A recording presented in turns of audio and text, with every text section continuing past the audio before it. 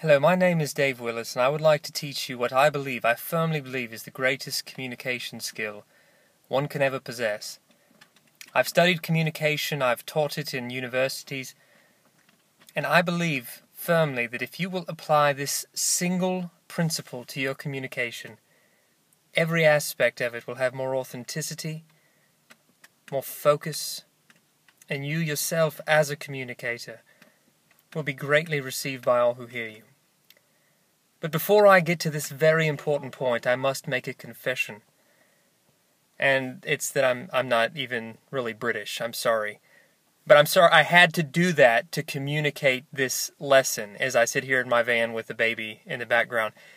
And that is, you've got to speak in your own voice. Now, I think very often we have this temptation to say, you know what, if I just sounded smarter, maybe if I had a little bit of a fake accent, or maybe if I could imitate someone else, then people would take me more seriously. Now, everything I said right there at the beginning is true. I have studied communication all my life. I have taught it. But speaking in your own voice, I believe, is the single greatest lesson you could ever learn. Now, one of the ways I communicate is that I'm a preacher. And when I first got into preaching, I had to fight the temptation to imitate all these guys I were hearing. Now, it's good to learn from people, but I don't think we need to ever be anyone other than ourselves. I heard some of the TV preachers saying,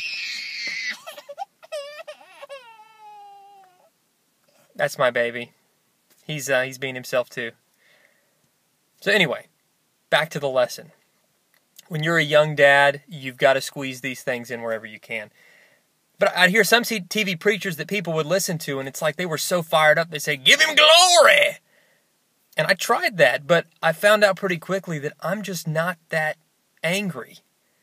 But then I heard these other guys, and they were sort of the opposite. It's like they wanted to hug me the whole time they were preaching and be like, "God just loves you, I love you, I just want to come and give you a big old hug right through this TV screen."